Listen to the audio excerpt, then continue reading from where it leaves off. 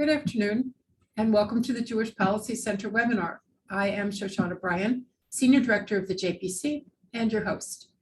Today's program is slightly schizophrenic. We have the smartest guy I know on the subject of Lebanon, Hussein Abdul-Hussein, talking about a huge economic, social, and security disaster in what should be a great country, Lebanon. Hussein just had a piece on the Lebanese elections, which he's going to talk to us about, in Foreign Policy magazine. You should go and find that. But before we go to Hussein, here is your JPC commercial.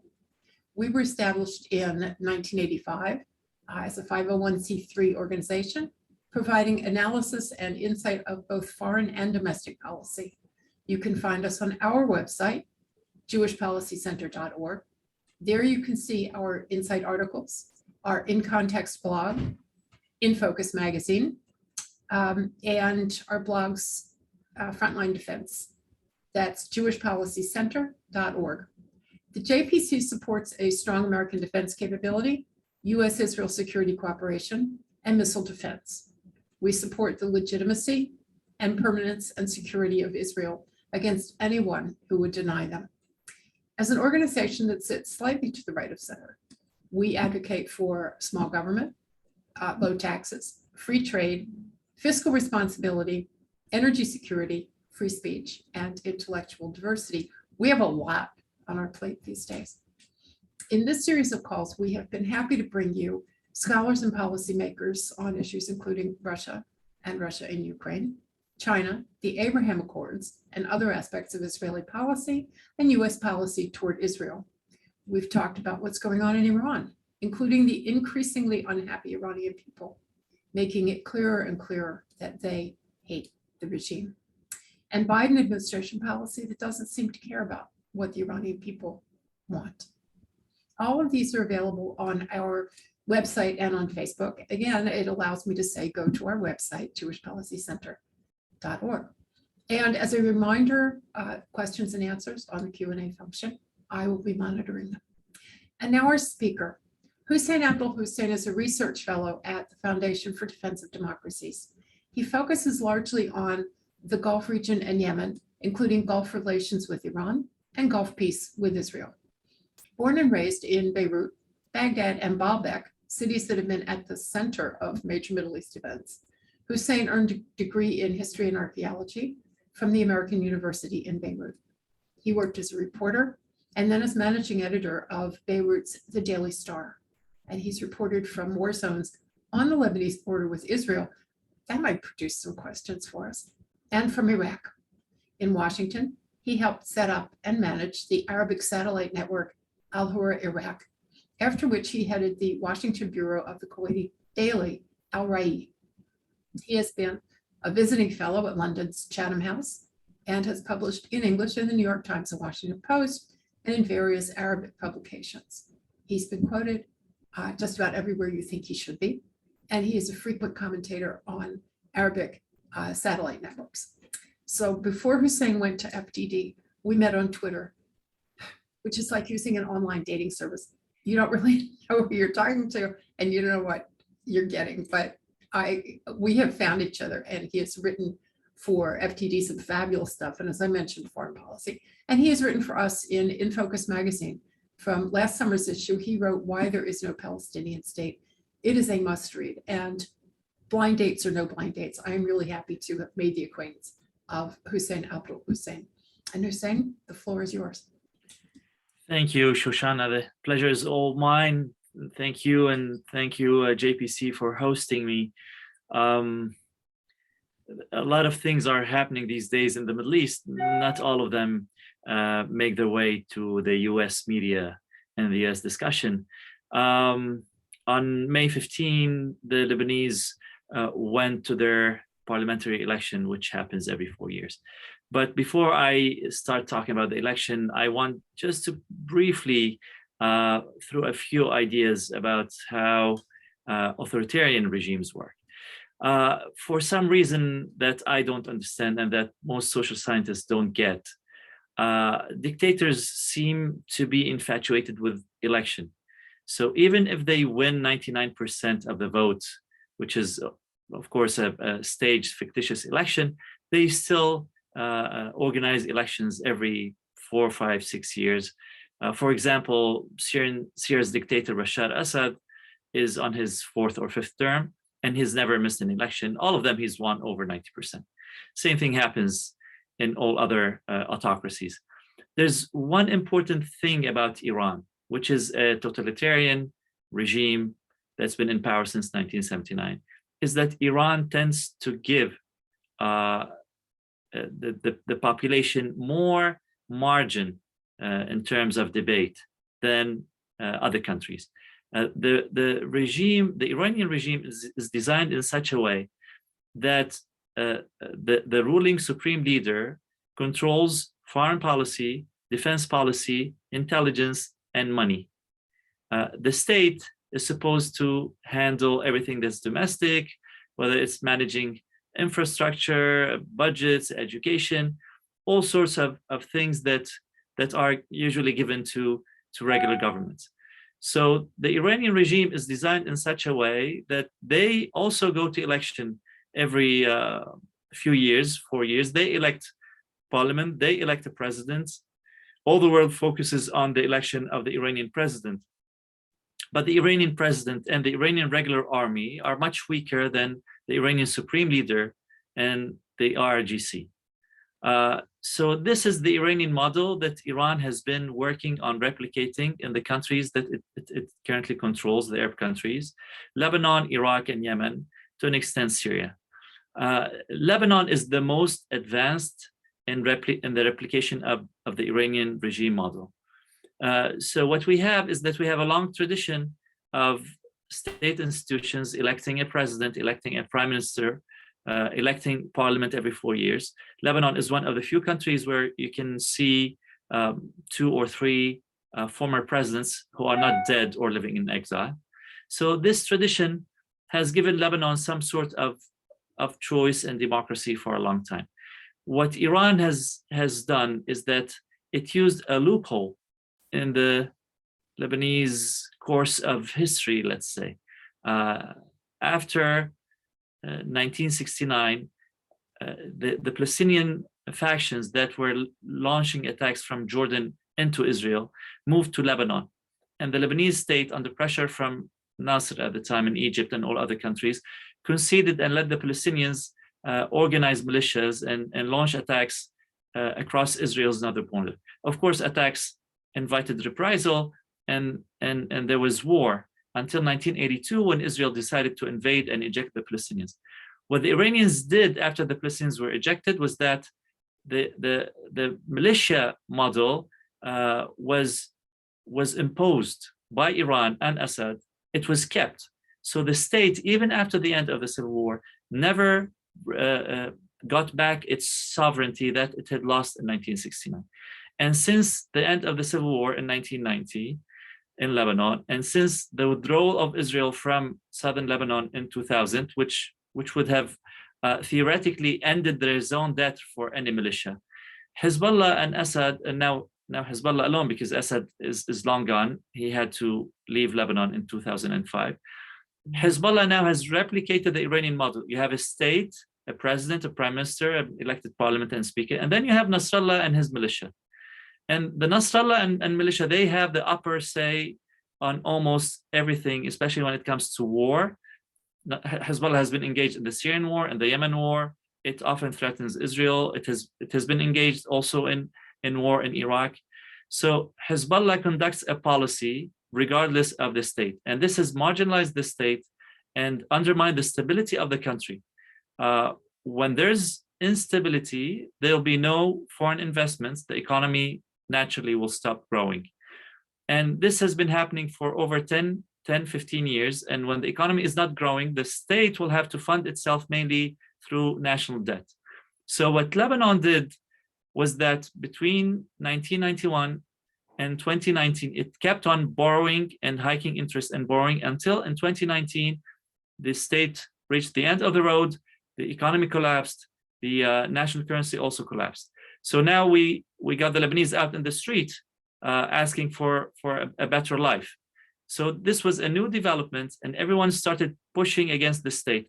Now what Hezbollah is trying to do, like like Supreme Leader Khamenei does in Iran. They use the government as a scapegoat to deflect attention, and they say, okay, you want to change government, go ahead, but that has nothing to do with our arms. But in reality, is that what Hezbollah needs, they need a government that will never go after their arms. What happened in Iraq, and then what happened in Lebanon in October in Iraq, the pro-Iran militias lost miserably in the election. Their bloc shrank from over 100. The Iraqi parliament has 329 seats. So the Iranian bloc shrank from over 100 to less than 40. And by doing so, they lost the ability to control parliament. The bloc that won was the bloc that wanted all these pro-Iran militias in Iraq to be disbanded. So what happened since October is that Iran and its militias have managed to stall everything in Iraq. So since October until today we're June 1, there has been no election of a president, and there has been no election of a prime minister and the formation of a new cabinet. And the executive authority in Iraq has been an acting interim one, and it's expected to be so with no end in sight.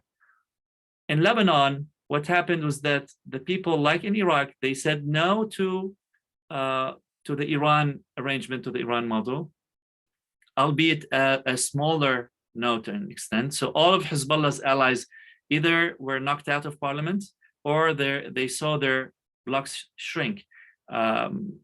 Hezbollah in 2018, Hezbollah's alliance won a clear majority. The parliament in Lebanon has 128 seats. A majority would be 65. In 2018, Hezbollah had at least 75.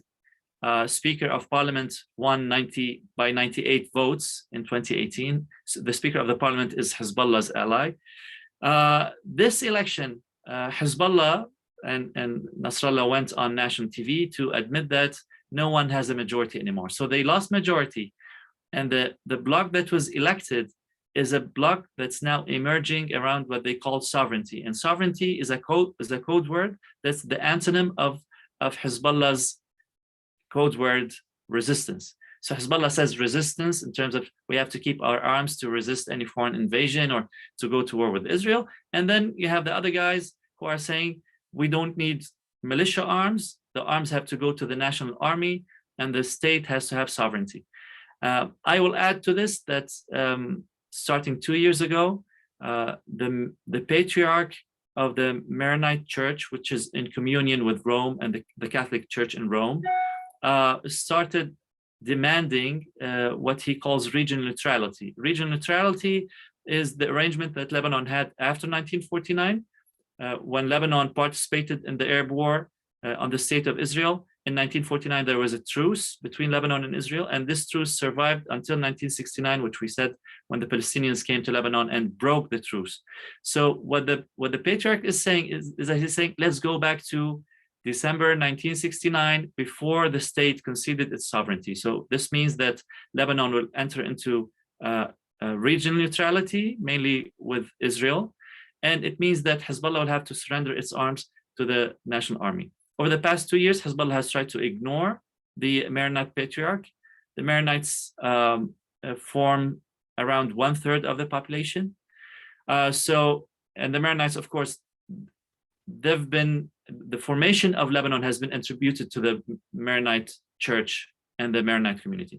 So to speak, they've been the sponsor of Lebanon, and now the Maronite patriarch is asking Hezbollah to abandon its arms. And now with these elections, we have a bloc that's as big as 60 out of 128 that is supporting the patriarch's idea or initiative of regional neutrality and disbanding Hezbollah. Yesterday, the parliament held its first session. It re-elected the same speaker who has been in his position since 1992. It elected Nabih Berri for a 7th 4-year term. Now, while this might look like as if business as usual, you have to keep in mind that in 2018, Berri received 98 votes. Yesterday, he received only 65, which is half plus 1. So he barely made it. This is the lowest number of votes he's gotten over the past elections that we've had. And another interesting development was that for the position of deputy speaker, we had two candidates, one from the Hezbollah alliance, a Christian guy who belongs to President Aoun, the Christian ally of Hezbollah, and another guy who called himself the candidate of the sovereignty bloc. The Hezbollah guy got the 65 votes that they have.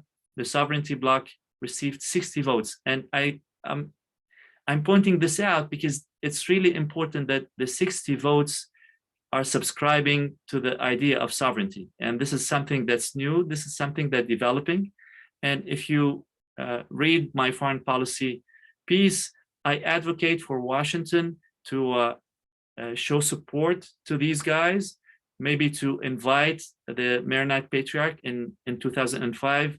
Former President George W. Bush invited the Maronite Patriarch Sfair at the time, and that invitation eventually culminated in Lebanon ejecting the Assad occupation of Lebanon after 30 years. So if we try to replicate the supermajority that the Lebanese had in 2005 that forced Assad out of Lebanon, if we manage to replicate that with Washington support, I think the Lebanese, we can probably put the Lebanese on the right track. This is not a promise that things will change overnight. If the Lebanese ask or form a supermajority that asks Hezbollah to disband, I expect Hezbollah to do what the Iranian militias are doing in Iraq, just resort to violence, assassinations, arm twisting, social shaming, you name it. But what should be done should be done. The Lebanese who are asking for freedom, who are asking for the disbanding of the militia, I think they deserve our support. And they might one day push in the direction of democracy, like they pushed Assad out of Lebanon after 30 years. The last note that I'll leave you with before we go to questions, the current US policy in Lebanon is crisis management. So because of the financial collapse, the economic collapse that we have, what Washington has been doing is that we've been funding the UN's World Food Program, WFP, to literally feed people to prevent a famine. We have been bankrolling the Lebanese army and security forces to make sure that there's a semblance of order, and we cooperate with these guys to try to stop the trade of narcotics. Lebanon, like Syria, are turning into the capitals of narcotic manufacture and export in the world. And the third point is that the US has been helping the Lebanese army, mainly by supplying boats to patrol the Lebanese coast to stop refugees from getting out of Lebanon and eventually flooding Europe and the rest of the world. So the US policy currently is crisis management, and I really advocate for going beyond crisis management and show minimal support to the sovereignty bloc, invite other sovereignty figures, and try to get things to move beyond crisis management, maybe put it on the way for, or the early steps of actual solution for the country. That was much more positive, much more optimistic, actually, even though it's not really optimistic. It's more optimistic than I thought it might be. So let's start with, I have a number of questions and I might sort of run them together because people have been sending things in. But the first question is it misleading to talk about Lebanon as if it were actually a nation state rather than a geographic area populated by different ethnic and religious groups, which are being used against each other and as a buffer by Syria and Iran and Israel for other things? Is it really a country? Well, I think all countries are countries like this. I mean, look at Switzerland, one of the most successful states, and they have probably 5 languages and 10 ethnicities, and they could come together and form a successful state. Turkey, half of Turkey is non-Turkish Kurds. I think everywhere you look, you will find a diversity in terms of tribes and sects and ethnicities. And even if you try to look up the ethnically homogeneous countries, take Egypt, for example, where 90% of the population is both Arab and Muslim, and 100% of the population is Arab. and no one is intervening, but we still have many problems in Egypt, economy and other things, and policy and management. And so what Lebanon, the problem in Lebanon is not the diversity. The problem in Lebanon is that the majority of the population cannot tell the difference between identity and policy. So when people go to the ballot box, they vote out of identity. And that's why the people who want change are still a minority, maybe a big minority now, maybe getting close to a majority. But when people vote, the Shia vote for the Shia and the Sunnis for the Sunnis because they're thinking of themselves as identity. And most of the time, they try to play back old battles and revenge from 1500 years ago. But if the Lebanese, if there's enough awareness for the Lebanese or any other citizens in any other country, if these people start realizing that their vote is connected to the policy and the policy is connected to their interests and their well-being and their economy, then I'm sure Lebanon will become a country like Switzerland, like France, like everybody else. So I've heard this thing that Lebanon was put together and, you know, in a wrong way, and it doesn't really fit together because it has so many diverse tribes and you know, populations, or call them whatever you want.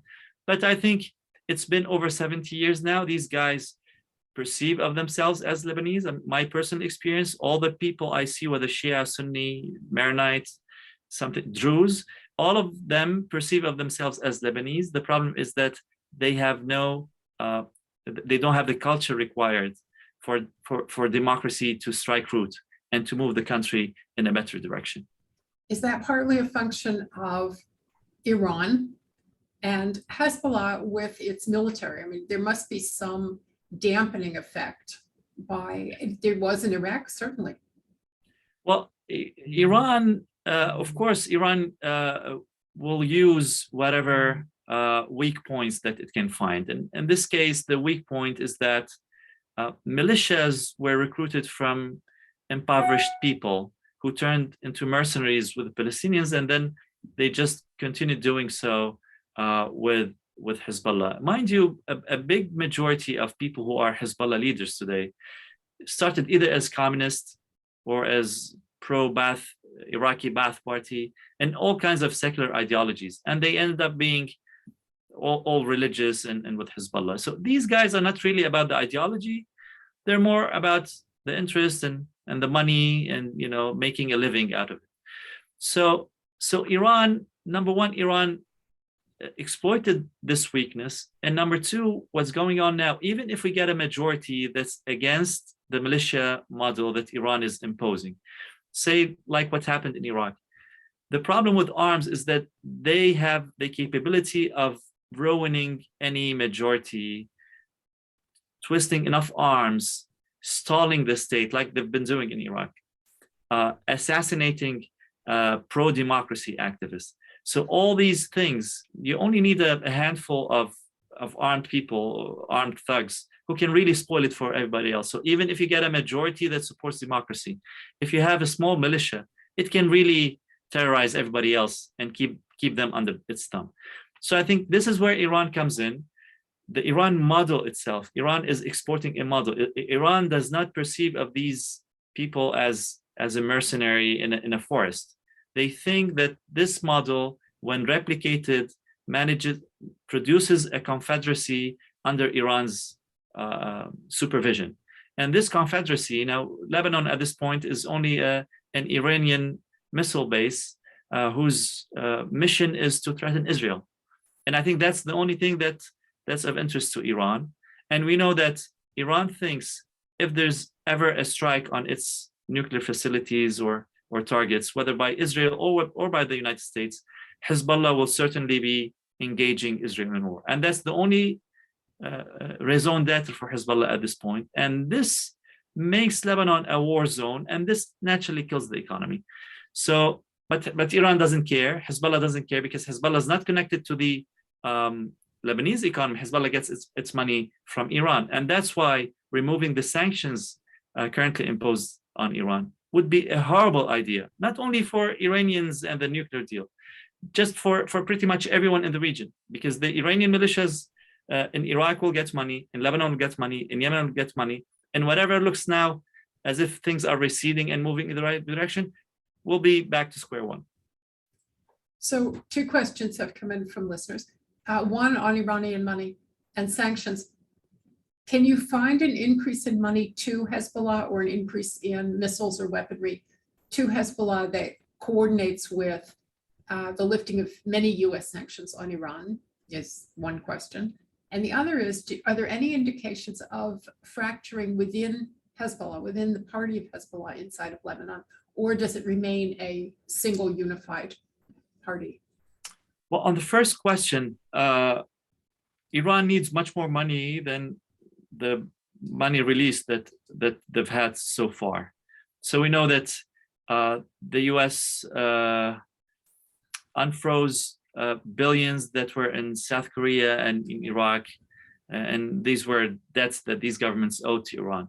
But the amount of money, I don't think, is enough to grease the wheels for everyone. So a few Iranian militias were happy with the money, maybe the top leadership in Hezbollah, but this money was not enough to go back to pre-2018, before President Trump withdrew from the nuclear agreement. So in 2017, all these militias enjoyed a lot of money, and they were recruiting people. At this point, they're not recruiting, they're barely keeping the people they have.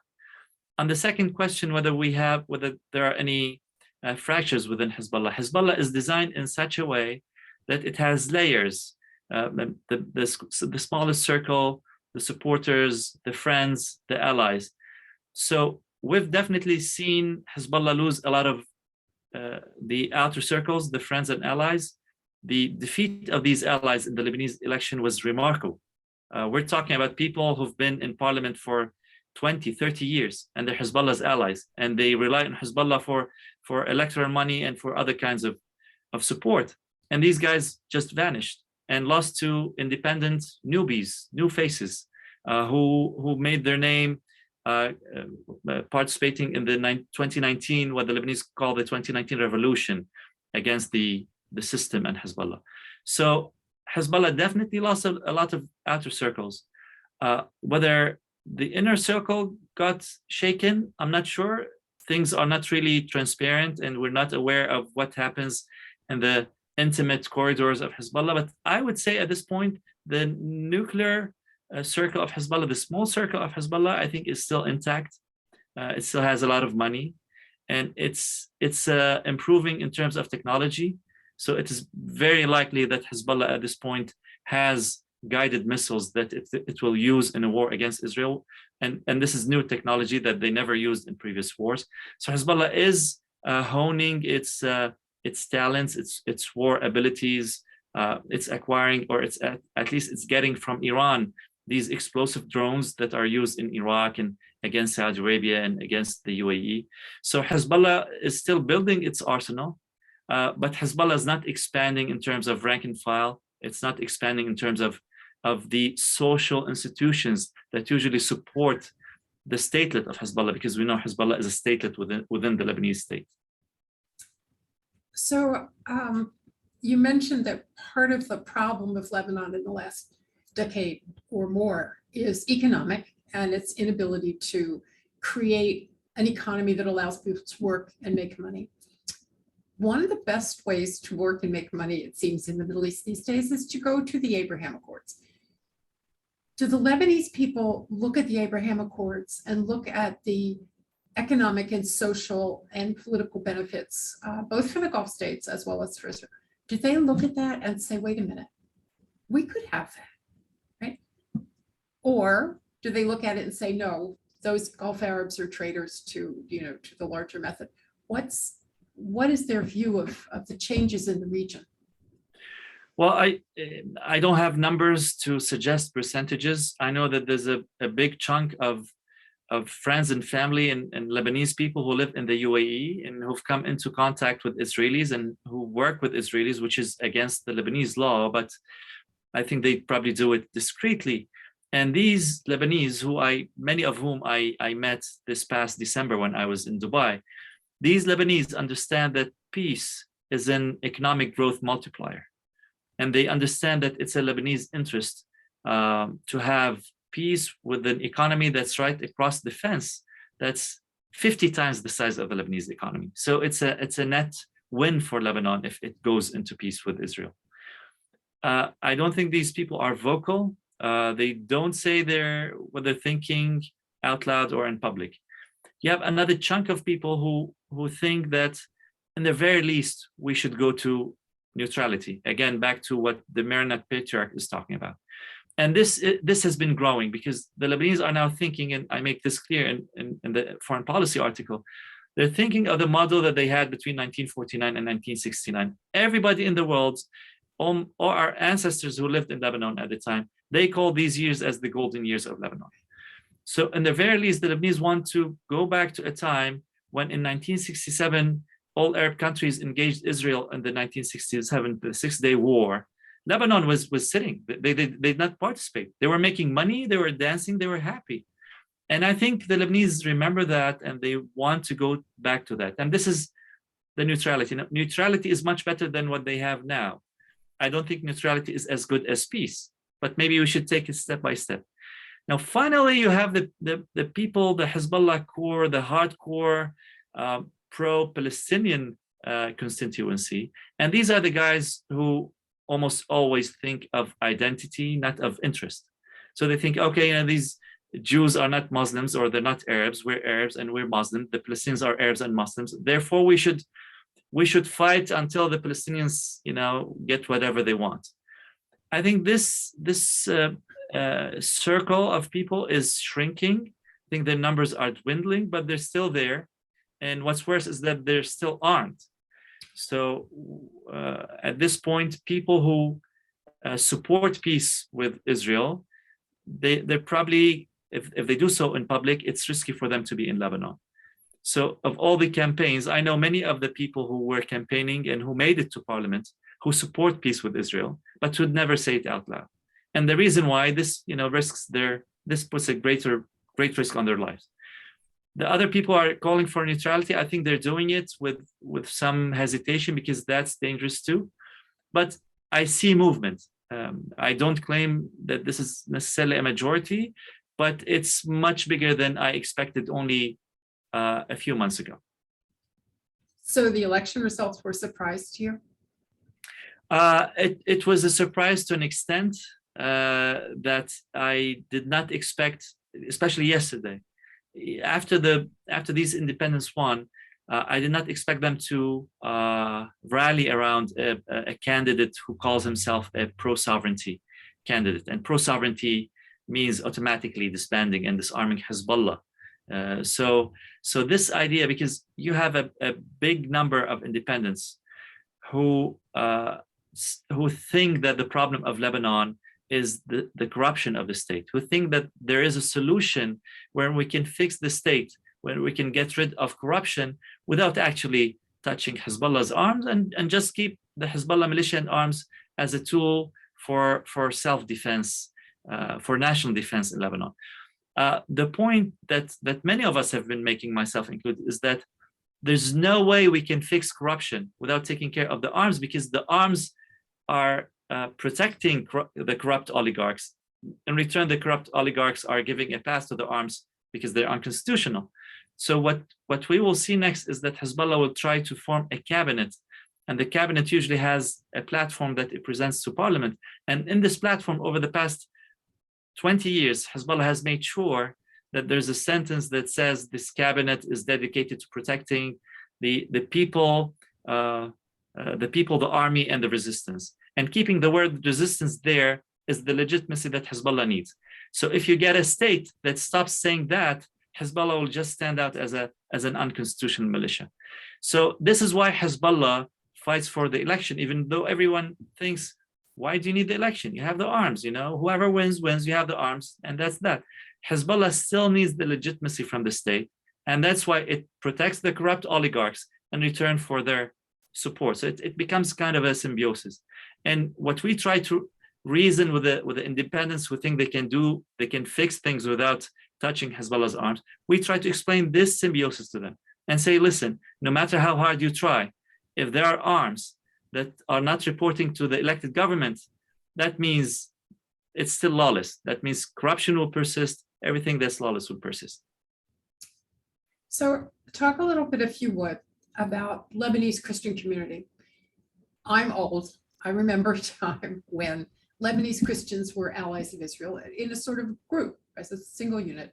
And many of them crossed the good fence to work in Israel in the 1980s. I met many of them in the early 80s. What's the Christian community doing now? I understand some support Hezbollah and some perhaps not. Before we talk about their politics, let me just note that as someone who's read so many books about the Jews who used to live in Arab countries, how their numbers dwindled over time, how their neighborhoods, got empty. I think it's the same images we see with Christians now, even though no one is going after Christians to eject them.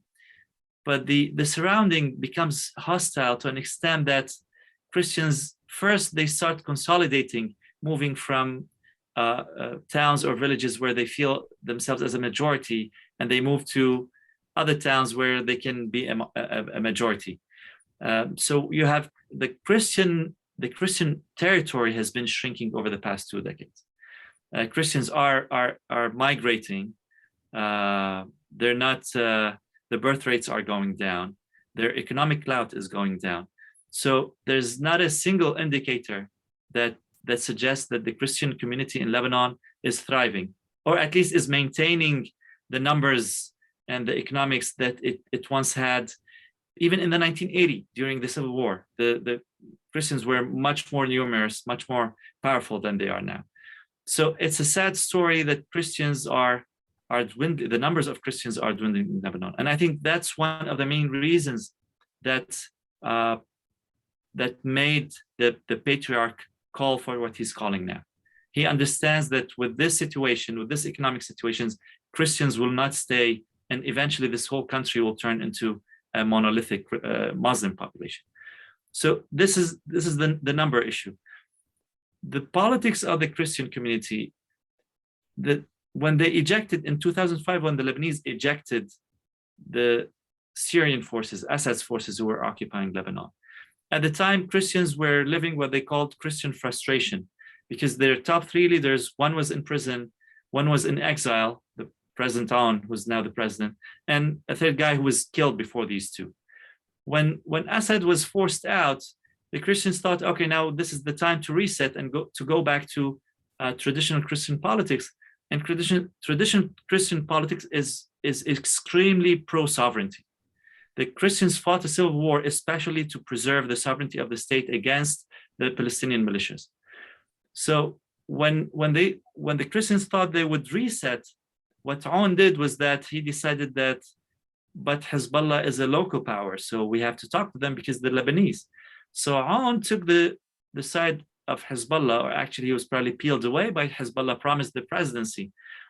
Why Hezbollah did that was because by doing so, they broke the supermajority that was against them. They peeled Aoun out, they gave him the presidency, and Aoun brought with him a Christian faction that has been shrinking ever since he switched sides.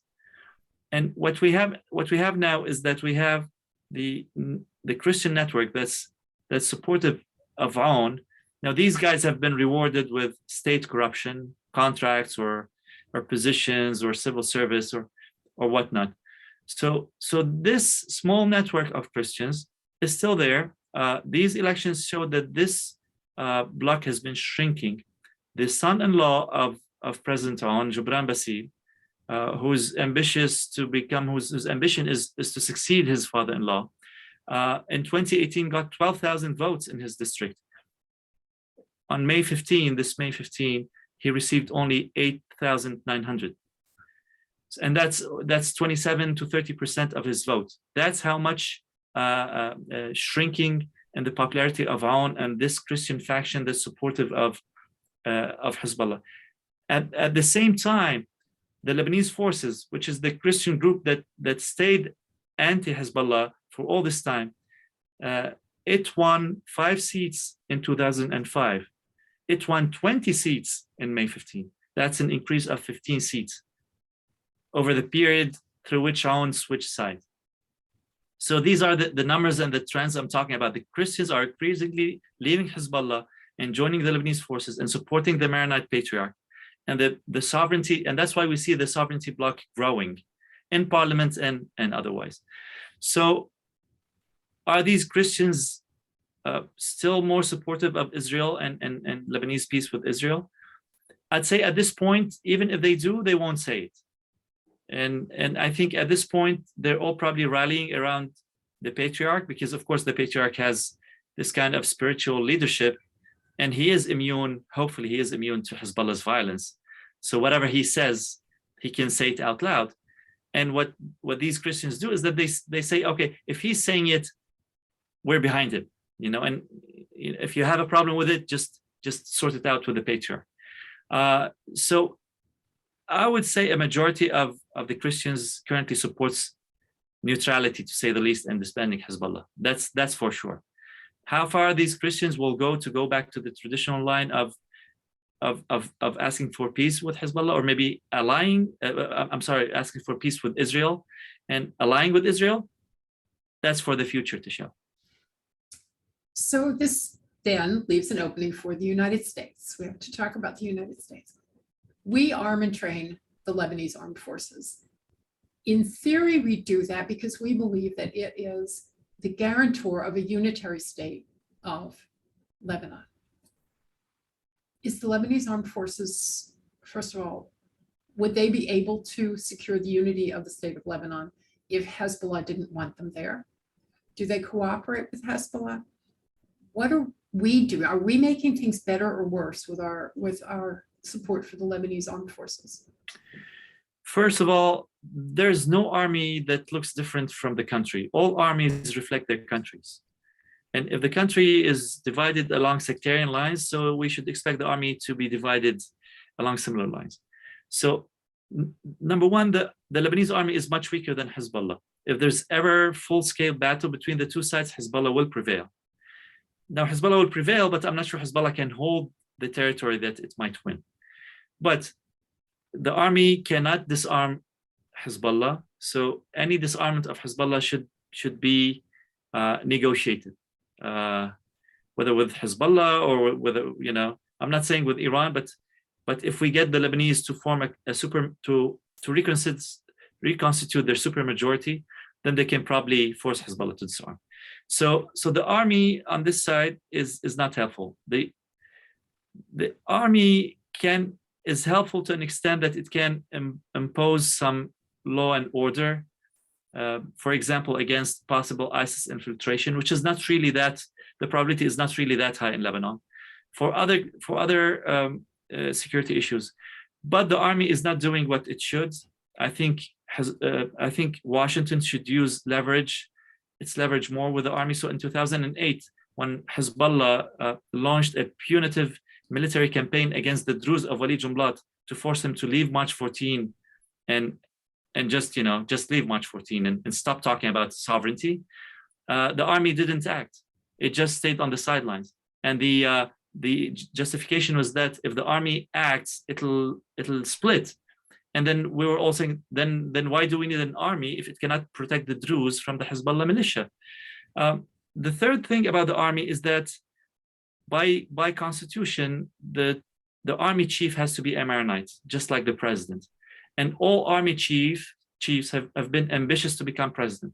So if you take the last 4 presidents in Lebanon, Lahoud, Suleiman, and Aoun, all of them have been army chiefs. The last 3 presidents have been former army chief of Lebanon. With this guy, Joseph Aoun, I think he has a similar ambition, and he thinks if he can be gray enough that the US likes him and Iran okays him and everybody inside and outside likes him, then he can become president. So this is one problem with the army, is that at all times the army tries to remain neutral because its chief is trying to remain gray to be elected president. I think the US should threaten the army more, or not threaten, at least just to say this $100 million that we give you every year, it has to be money well paid, because at its stand it's not money well paid. just let me add that we also pay a big amount of money to the UN, the UNIFIL, the peacekeeping force in the south.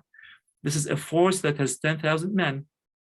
It costs $500 million every year, of which the United States is the biggest donor.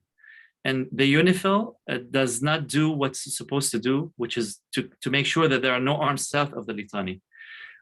So I think one of the best ideas is to ask the UN either to change the mandate of UNIFIL to make it, to enable it to go everywhere and check for Hezbollah's arms, or to downscale it back to 500 people. There's no need to spend all this amount of money for a force that's just standing there that can't do anything.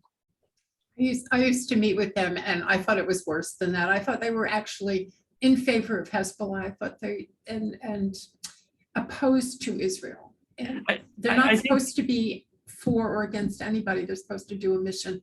And I never felt like they were doing the mission. I think the only useful purpose that we can get out of them, in the absence of channels between Lebanon and Israel, they play the role of a conduit. But you don't need 10,000 people to do that. You need 50 people, and that's that. And a cell phone. So we're coming to the end of the program. Several people have asked the question. This is not on our list of things to talk about today, but maybe you can for a minute. The Beirut port disaster of 2021. Does anybody know who did it? Does anybody want to say who did it? And what has been the impact of that on Lebanese society?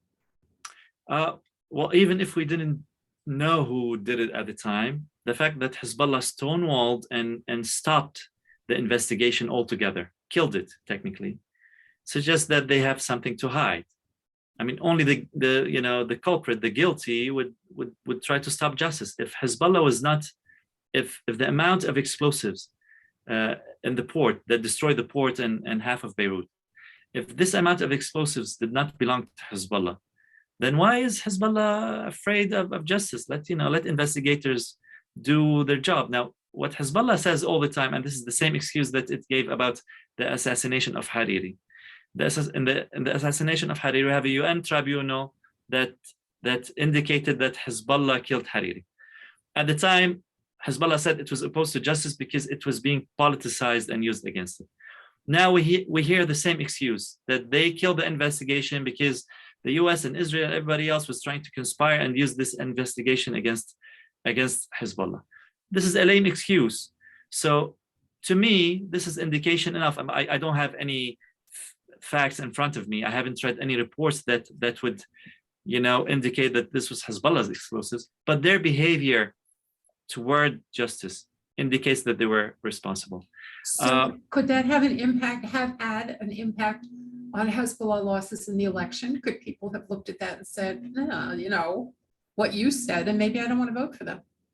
I think you have at least 250 families, bereaved families in Beirut because of the explosion.